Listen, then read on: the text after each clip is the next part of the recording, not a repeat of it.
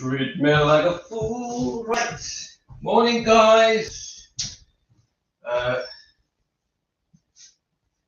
So what I decided is that we are gonna do a quick live and talk about Thanksgiving with Elvis.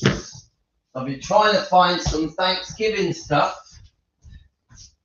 So happy Thanksgiving.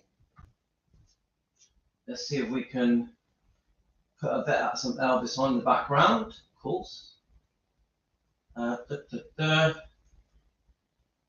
Let's have a look. That looks good. Right.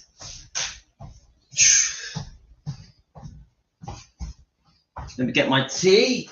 Now I've run out of coffee, which is really annoying. So I'm going to do an hour now with you guys. And then I'm going to go off, get some coffee and come back to do another hour. Morning has broken. Right. Hi, Angel Eyes. Happy Thanksgiving to the world. Whoa, it's still a bit chilly in here. But, so, I haven't decided what I'm going to do yet, except for I do want to, let's have a look.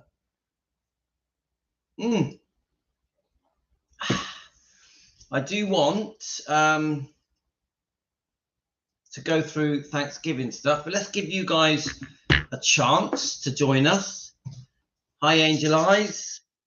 Yes, it's freezing. Had to go to the shop earlier to get milk. Well, the wife is walking the dogs. Let's have a look. Let me show you let's have a look. She just sent me a video. Let's see if it's here. Let's just show you guys. This is the dogs having fun. This is right now. Right now.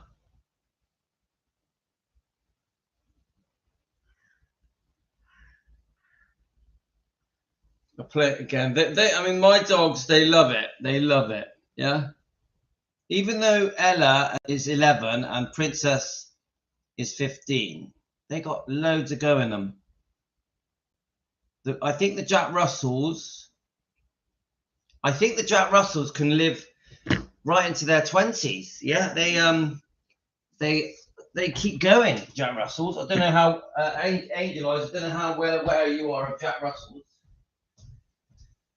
So let me just top this tea up, warm it up.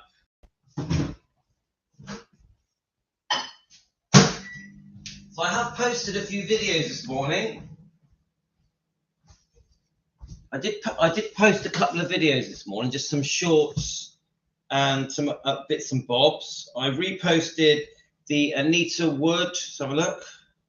The Anita Wood live stream. Oh yeah. Those dogs are fit because they get walked. I walk them. We walk them at least twice a day, so they do at least 3 miles a day. And plus, my wife likes to walk them early in the morning as well, so they get walked a lot. Right. Okay. So we had a bit of an interesting day yesterday. I had quite a few of you guys messaging me. So it does bring a smile to my face, guys. It does, yeah. It's just I'm trying to. How can I talk about it quickly? First of all, I thank you for your support. I really do thank you for your support. You guys are great. Like, you really got my back, you guys. But how can I say it? It's just I want you guys to know I love my life. I love my life. I love my life. That's all I can say. No matter what happens in the background, yeah, because of course every day isn't perfect. I love my life, and I always forgive and move forward. Forgive, move forward. No hate, no anger, no bitterness. Just life's great, lucky me. That's how I am. Yeah, no matter what. So don't forget, I had a very, very complicated, interesting life because I was running a lot of businesses with my twin brother, bars and nightclubs and restaurant, amusement arcades, fish and chip shops. I had a lot of problems, yeah. And the other thing that I got it when I was in business, so that me and my twin were in business for 30 years, yeah. We were workaholics. I had a lot of hate, a lot of jealousy, a lot of people that just had it in for me because I was doing well. Yeah. Even when I was a DJ, I would get a lot of jealousy. It's, you know, we have to rise above it. We have to rise above it. We can't control other people. Yeah. Someone sent me a message saying, oh, you have to control this, you have to control that. No, we don't. No, we don't. We can't control it. We can't control, hi Renee, we can't control the outside world. We can't. All we can do is appreciate each day, each moment. Hi Jane, that's all we can do. And we can stay kind, we can stay grateful, we can give forgiveness and send out love. That's all we can do. That's it. We don't have 1,000 arms to reach out and control people. It's never going to happen. So we just do our thing. Now, the thing I think about defending Elvis Presley, and obviously we're an Elvis, yeah, being positive. The thing I think about defending Elvis Presley and our Elvis channel, don't forget, we're here because we love Elvis and we want to defend his bloodline.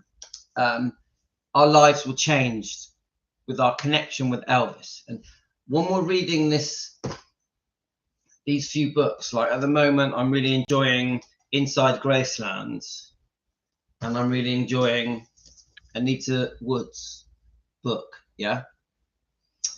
It just reminds me why we like Elvis. There was just something very, very, very special about Elvis that was more than just his looks and his music. There was something here. So I like to think that we here at Team Elvis, we have that. We have this kindness.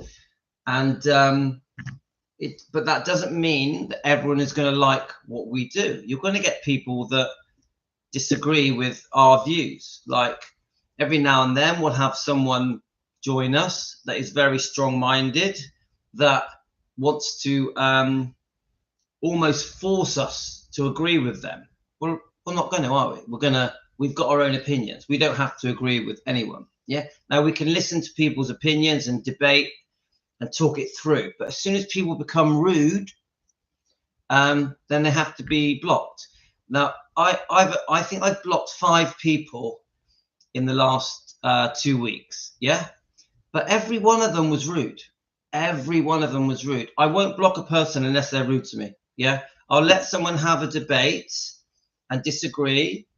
But as soon as they cross the line and call us rude, like one of the most common things I've noticed that people will say to me when they're annoyed at me is, you're not an Elvis fan. You're not an Elvis fan. That's one of the most common things. In fact, it was said to me yesterday. Yeah.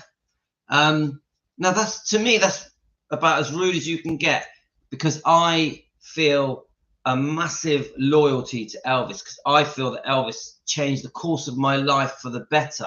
I think Elvis took me out of a very dark place as a small child. So anyone that says to me I'm not an Elvis fan because I don't agree with their views, that is about as insulting as you get, which is why I had to block someone yesterday, because they said that to me. Anyone that says I'm not an Elvis fan, if I said to any of you now here, you're not an Elvis fan, you'd be annoyed, wouldn't you guys? So, hi, Ayisa. Anyway, so I stand by what I say. We come from a place of love. We come from a place of kindness. We forgive all wrongdoing.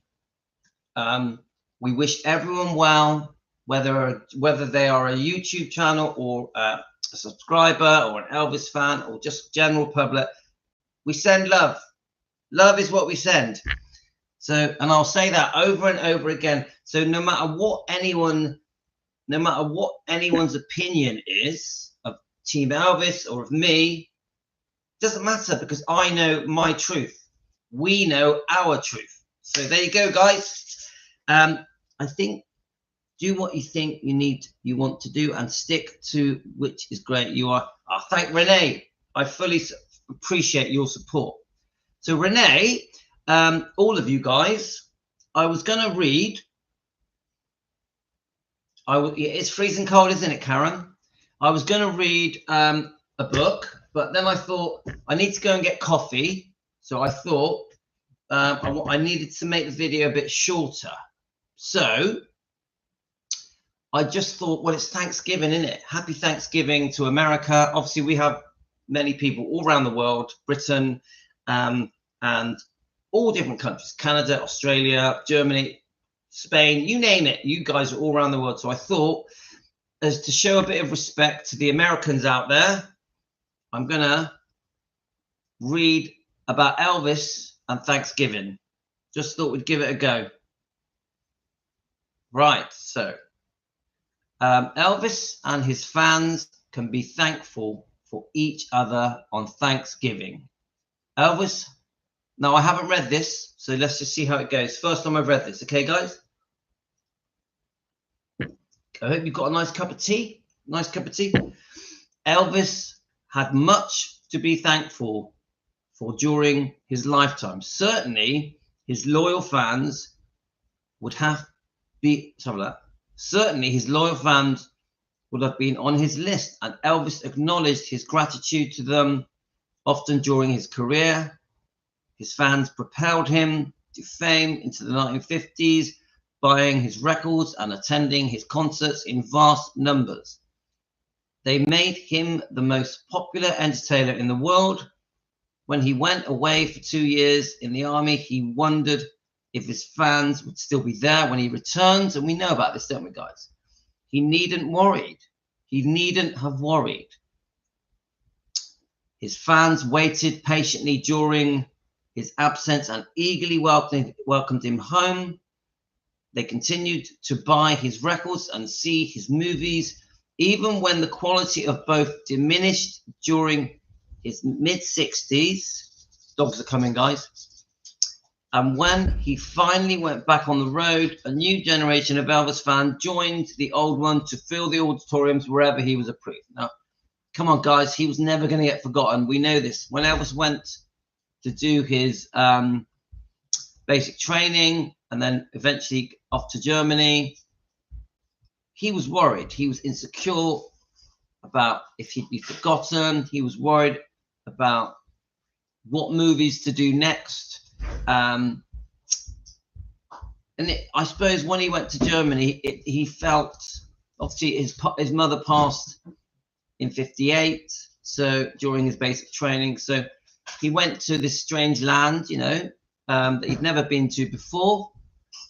Well, what felt strange, yeah, in Germany, and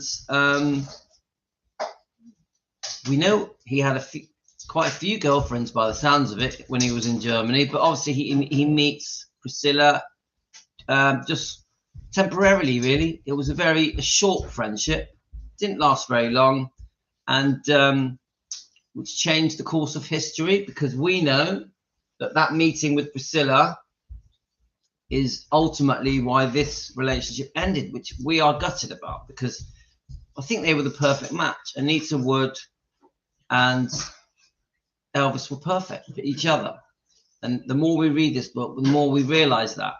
But it was not meant to be, guys. It was not meant to be. So Elvis often worked on Thanksgiving Day. As much as Elvis had to be thankful for, a look through Peter Guralnick's book, Ernst Jorgensen book, Elvis Day by Day, indicates that Elvis did not celebrate Thanksgiving Day on a regular basis during his 23rd year show business career. Right. Elvis, right, let me just say this again. So the way that it's laid out is a bit weird. Thanksgiving Day Elvis did not celebrate Thanksgiving Day on a regular basis his 23-year show business career, while Elvis nearly always spent Christmas Day at home in Memphis, he more often than not spent Thanksgiving away from Graceland during those years. In fact, Thanksgiving Day often found Elvis at work. In 1954, he appeared on Thanksgiving at the Palladium Club in Houston. A year later, he worked at the Holiday. I'm guessing the Holiday is a hotel, yeah? He worked the Holiday at Woodrow Wilson High School. I got it now. Let me just wait for the dogs to do their thing. Have you got your teas, guys?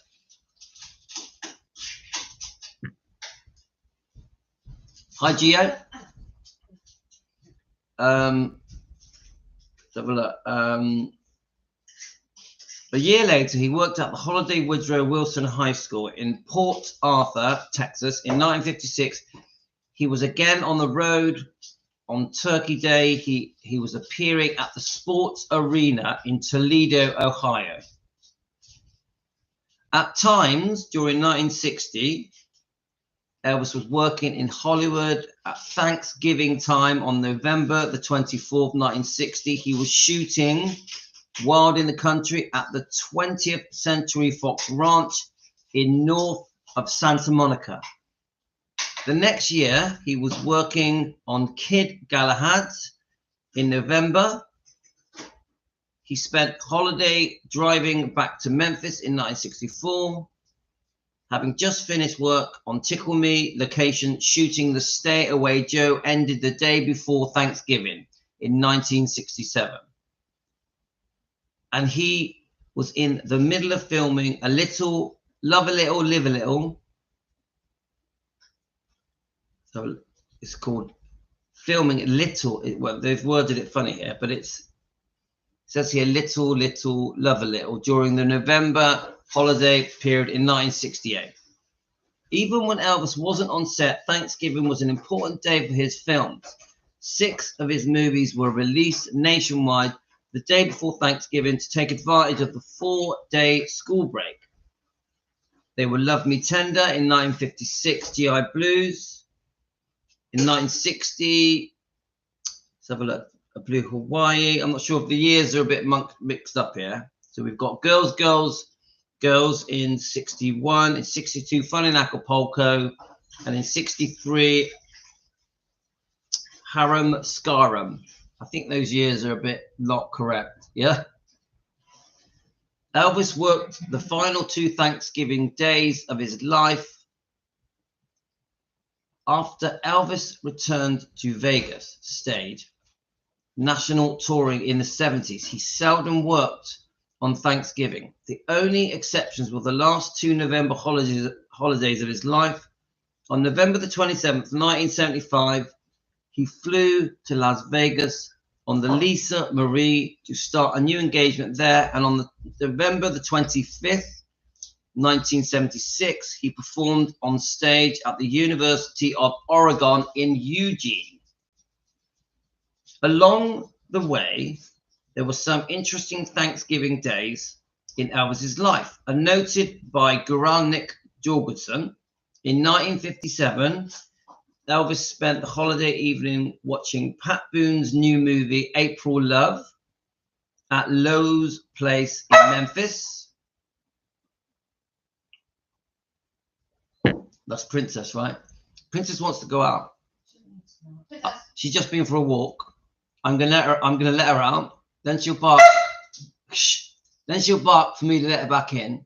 Then 2 minutes later, she's gonna bark. So I let her out again. This is what happens when you're a 15-year-old dog. Come on then. We know that you have a bad memory. Go on then. Okay. Let's time it. Okay, guys, we're going to time it, yeah? We're going to wait for another bark, and I'll let her in. And then we'll let her in. Then we'll time it again. We'll see how long she barks before she wants to go back out again. This happens, guys. 15-year-old dogs, they have bad memories. Like my dog, but my dog won't go unless I stand in the garden, Karen. Yeah, but thing is, they've just been for a 2-mile walk. So that's what makes it funny. Okay, let's have a look. Where are we? So it's happy. Here we go. Well, there's the bark. So I reckon that lasted that was about 2 minutes. Come on then, in you go. Right. So it's like an experiment. She's just barked to come back in. Yeah, she was only out there 2 minutes. All right, now right. So this time she's barked to go upstairs. So she'll go upstairs now, but then she'll bark to come back, and then she'll bark to go back outside. It's like she does it every morning. I'm so used to it. They're so cute. Like when your dogs bark, my bird chirps, and your dog with your dogs. Oh, they're so cute. I love my dogs, but the barking, my God. Jack Russells. Woo! They're like Jack Russells, they're like my wife. They never stop barking. They definitely keep us fit. Yeah, they do. I will say that. So anyway, happy Thanksgiving, guys, all around America. Obviously, welcome to every country. A lot of you are from the UK now, so I'm just reading badly some Thanksgiving stuff about Elvis. So I'm not awake yet, so my reading's a bit but well, as I wake up, my reading will get more fluent. I told you about my wife giving me a reading lesson. Did I tell you? I told them about you giving me a reading lesson. Yeah, it did work actually. Don't forget your commas and your full stops. My wife even read a section of the book for me. It's like being back at school. I was like, okay. Right. Where are we? So we are on the following year. Elvis found in Germany. The army promoted him to private first class that day, and he had Thanksgiving dinner with the family of girlfriend Elizabeth Stefanak. Now remember, guys, we've proven this now. Elvis was sort of seeing about 5 different girls in Germany. He wasn't seeing Priscilla. Him and Priscilla were friends. They became close, but they were just friends. And one of the girls that Elvis was seeing, and it even says it here, that he had Thanksgiving dinner with her family, Elizabeth Stefaniak. Elizabeth Stefaniak. Proof that Elvis was not seeing Priscilla. He had other girlfriends in Germany in 1959. And that's just one of them. We've read about others. In 1967 was his first as a married. Right, here we go. Then we go to Thanksgiving of 1967, which we know Elvis got married May the 1st, 1967. Thanksgiving 1967 was his first as a married man. So we had Thanksgiving dinner in 1967 as a married man. In 1968 was his first as a father. So we know Lisa Marie was born 1st of February 1968.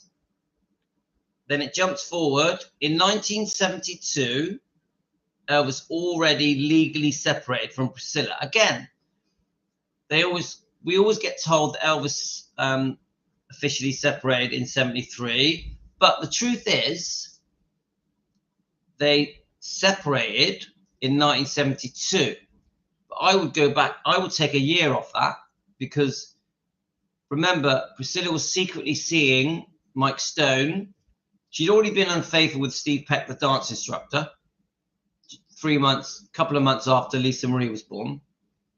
But then she has this secret affair with Mike Stone, the karate champion, the karate instructor. I think at the tail end of 1970 and through 71, she was seeing Mike Stone. Yes, in 72, it all came out and they agreed to separate. Priscilla was demanding a divorce. So I always say this. I think they were over. In 1970, they were over. Yeah. I also say this, that between 1968, after Elvis found her being unfaithful with the dance instructor, they were over then as well. I think they had a bit of a fake couple of years. I've always thought that it was all very much pretense. And let me just turn the laptop's going to turn off. Let me just turn it on. So you get what I'm saying, guys? That the point is that I know I keep saying this about the marriage.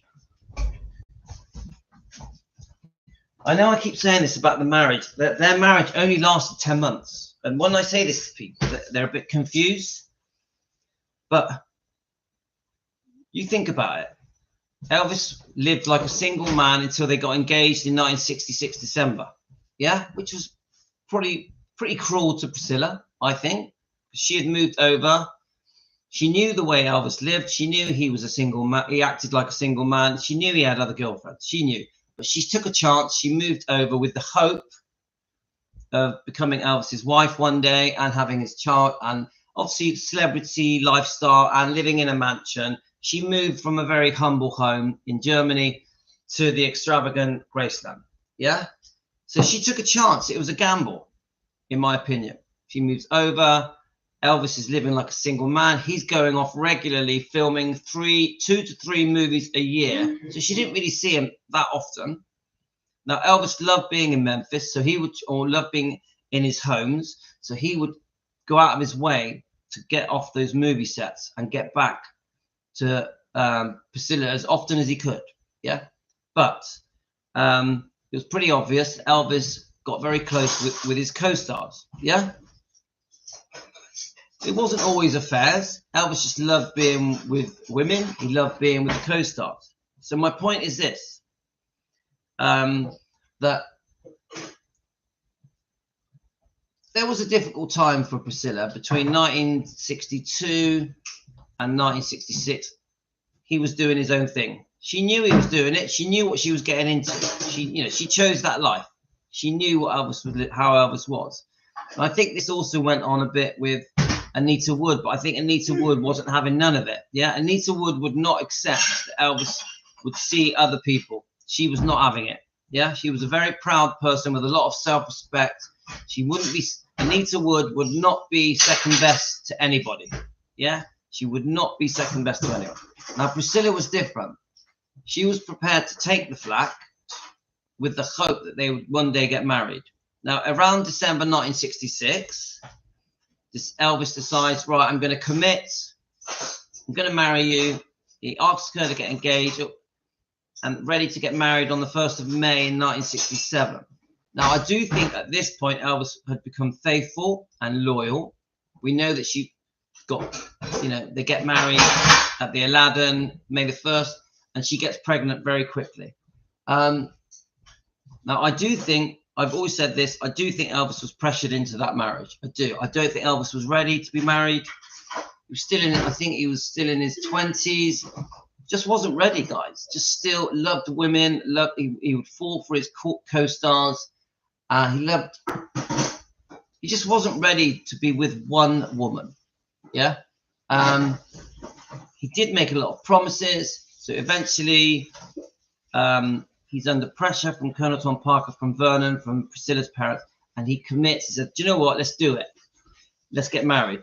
There's even a small chance that she was pregnant. Yeah? We don't really know, but we know that it's possible. So my point is, Elvis wasn't married for 14 years.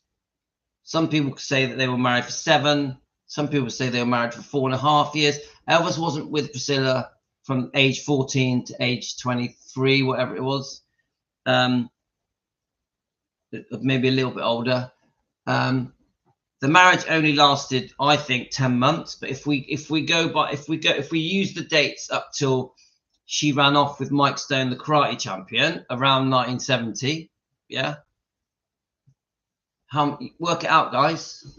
Yeah, it's 3 years maximum, isn't it? 3 years, and 2 of those years were very unhappy because he'd caught her being unfaithful twice. So yeah, if you break it down like that, you see that the marriage was very short-lived.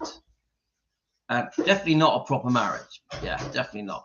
You know, if Priscilla is sleeping with another man months after her baby Lisa Marie is born, and then she does it again, yeah, of course you've got Elvis seeing other people as well. That's not a marriage.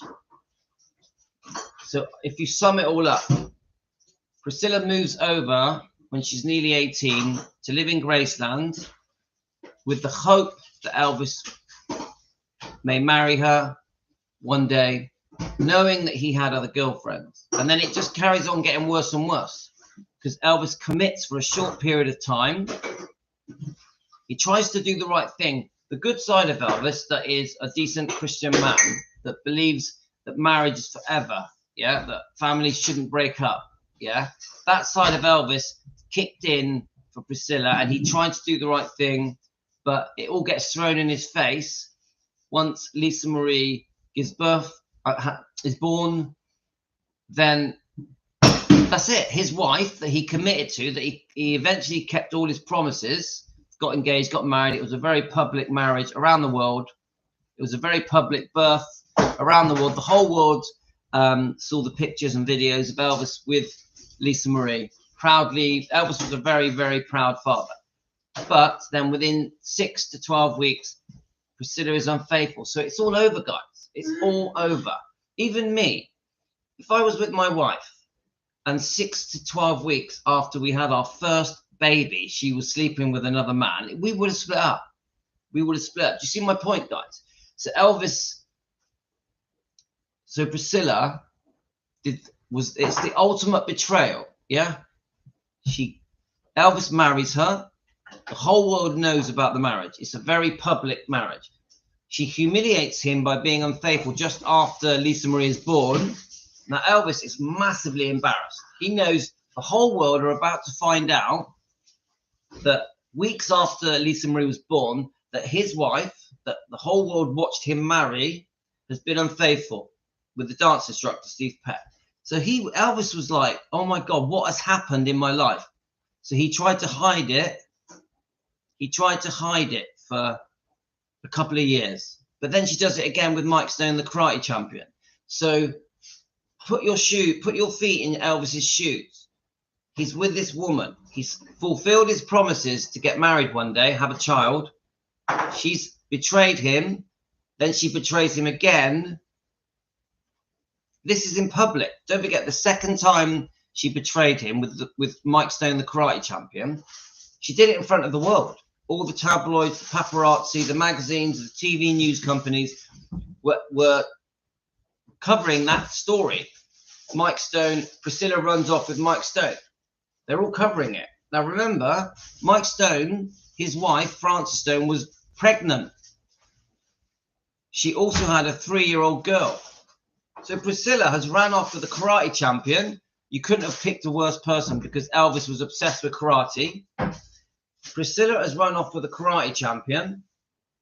The whole world are taking pictures of Priscilla and Mike Stone together, out and about shopping, day trips with Lisa Marie. Remember, she took Lisa Marie with her. So Elvis also, in 1971, lost his daughter because Priscilla, when she decided to run off and live with Mike Stone, she grabbed her daughter, took her daughter away from Elvis. Remember, Lisa Marie loved living at Gracelands. She loved it. Her life was perfect. She was very, very close to her father, very unusually close. Yeah. So overnight, she's dragged away from her father, who she adores, and she's living in this small apartment with this karate guy who is a complete stranger to her, Mike Stone. And they're off shopping and having day trips together. And all these pictures that are being taken of Priscilla kissing Mike Stone in public in restaurants are on the front page of every newspaper in the world. This is in 1972. So you imagine, guys, how Elvis felt. Every single tabloid, every news clip, TV news clip, every magazine, yeah, all the paparazzi, yeah. How humiliating that was for Elvis. Men are very proud, aren't they? Yeah. So it's horrific. It's horrific. The saving grace is that in 1968, Elvis has the comeback special. We know he meets Susan Henning and other people. The comeback special is the biggest comeback special in history. In history. Yeah. And I think that takes him on a new path. Yeah. We even then build up to after she's unfaithful with the karate instructor, Mike Stone. He then goes on to do the Vegas comeback, which again is another one of the biggest comebacks in history. The Vegas years in 1969, massive comeback, massive comeback. So Elvis's love of money.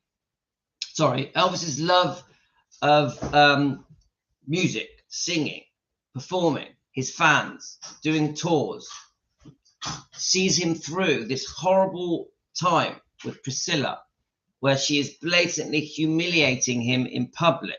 So Elvis's career, which is his core, isn't it? His passion for music, his beautiful talent, that he was born with, sees him through these horrible bad patches. Horrible. Then obviously Linda Thompson comes along, and we're probably going to do chapter 3 of Linda Thompson's book.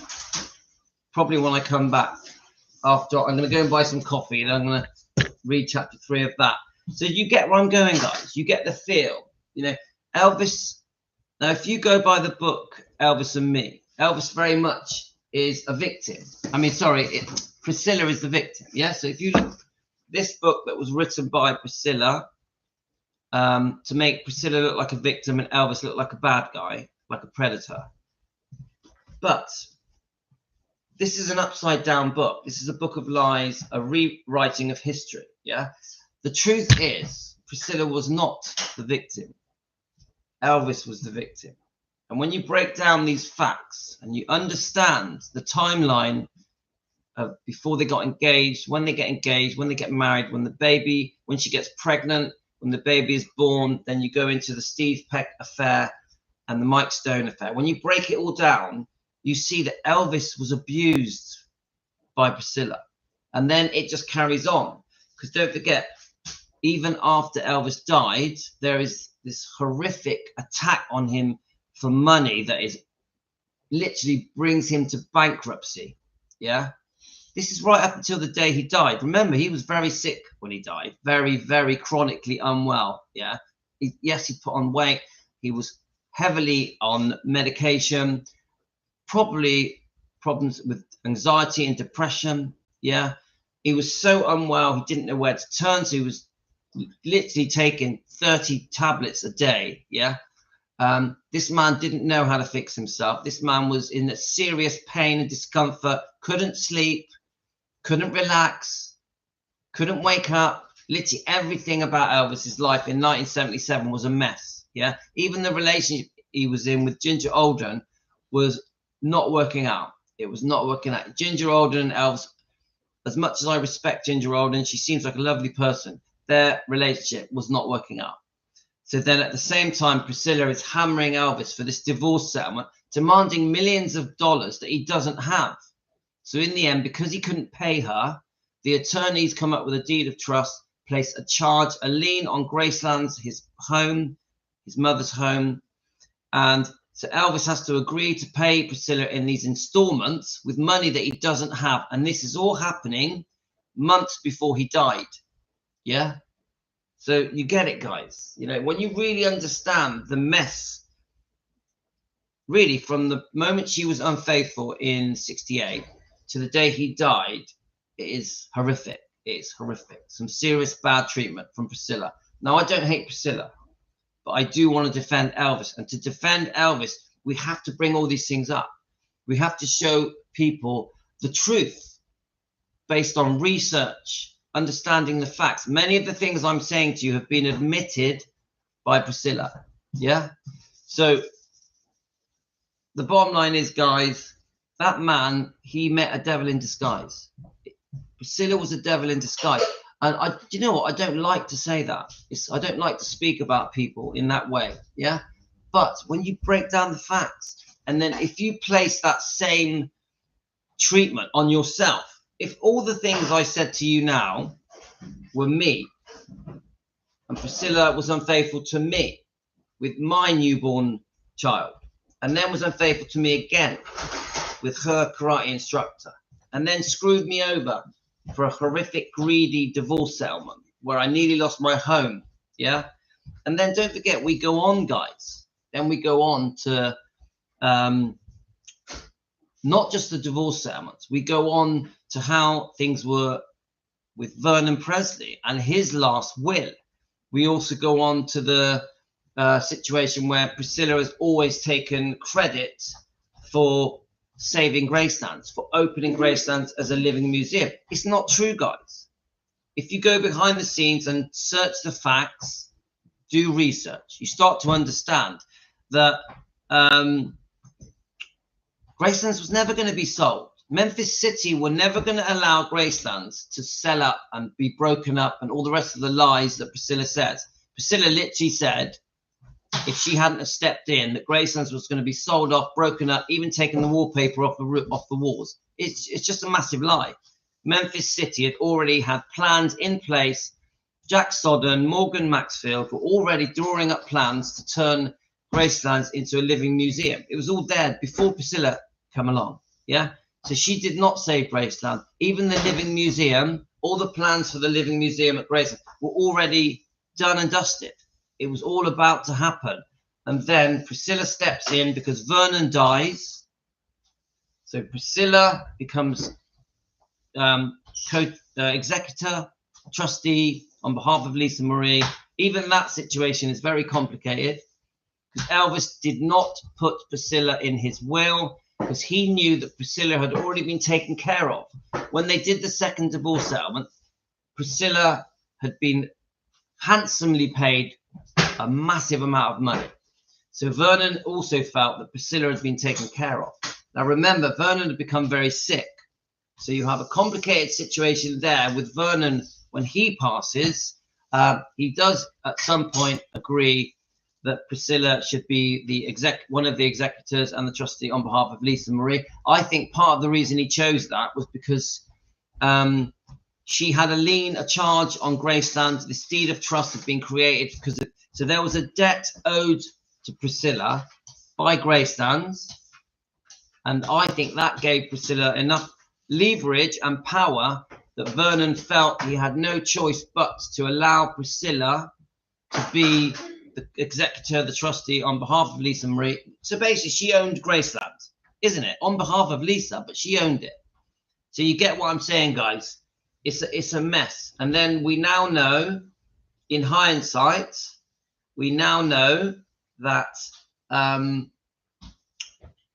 Priscilla goes on. She takes back the Presley name, which she did give up. She takes it back. She writes this tell-all book, which really did make Elvis look like a horrible person. I think, in my opinion, for entertainment purposes, this book is full of lies. Loads of things in this book that are not true, just in my opinion, guys, for entertainment purposes. And so this book does a lot of serious damage to Elvis's reputation and image and legacy. So does this book. Now, remember, this book was brought out in 77, a few weeks before he died. Now, this book did some serious damage to Elvis, and Elvis was distraught. Yeah, this book really upset Elvis massively, massively. Even though Elvis was still very kind to Red West in that phone call, this book did a lot of damage. And so at the same time when Priscilla was demanding more money in the divorce settlement, the second divorce settlement that she was not entitled to, she had to go to a judge and accuse Elvis of fraud and lying and hiding his assets, hiding his income, so that a judge would allow a second divorce settlement to be done. So Priscilla's there hammering Elvis for more money just before he dies. You've got that tell-all book coming out. But then she's even now says Elvis was the love of my life.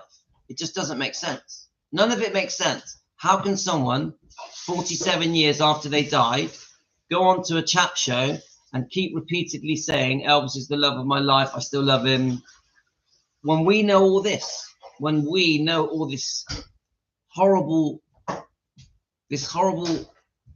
damage that was caused by the ripple effects of Priscilla's behavior with Steve Peck and Mike Stone.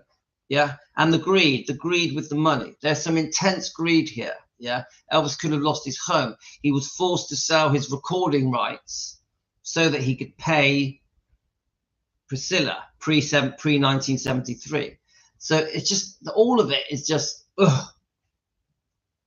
And it infuriates me when people talk to me about Elvis and they talk about him like he's this overweight drug addict that was nasty and abusive and a predator and a controlling and a groomer and all the other horrible words that they say about him.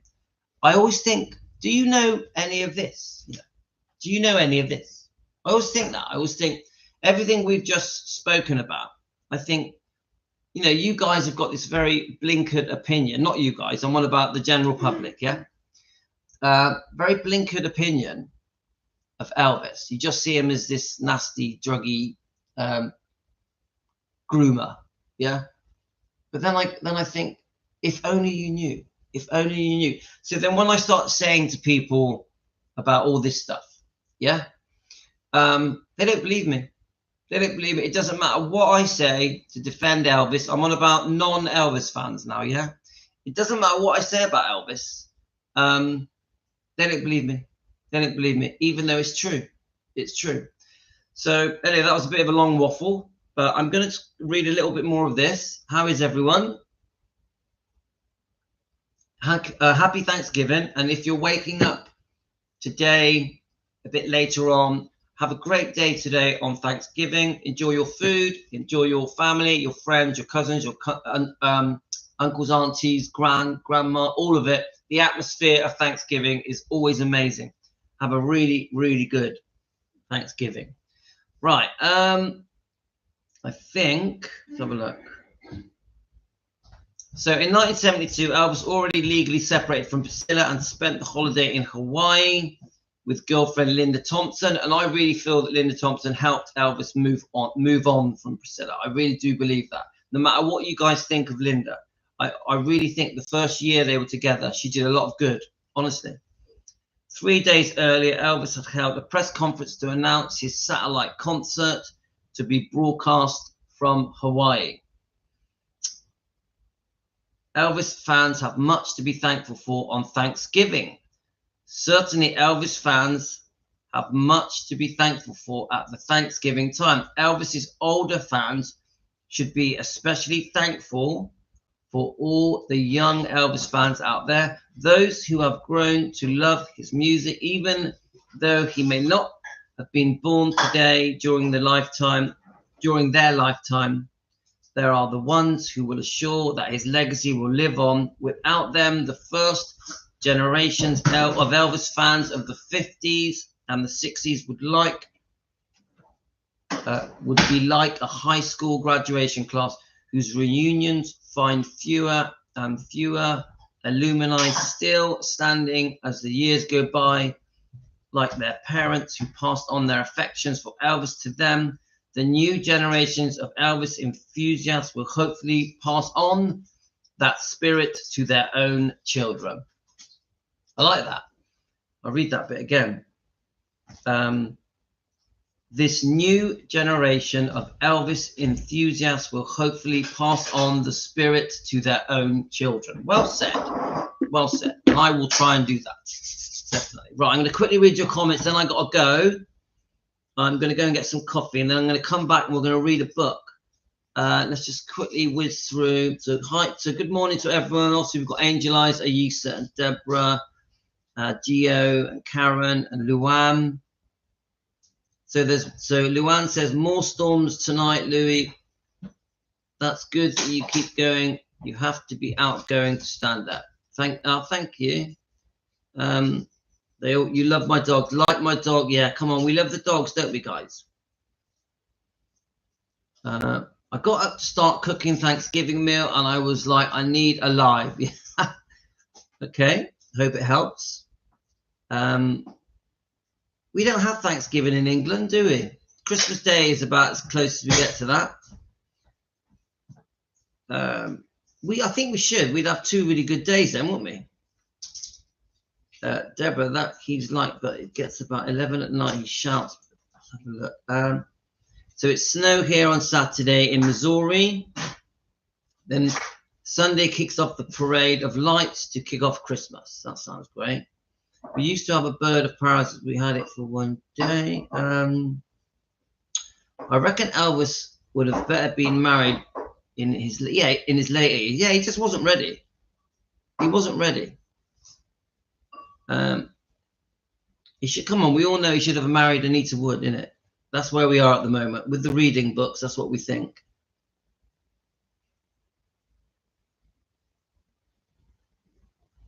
Okay. Carol, I watched Aloha from Hawaii. First song you can see he is unwell. Someone talked about this in their book, Catholic. I almost cried realizing how much he gave to his fans, even though he was sick. It's true.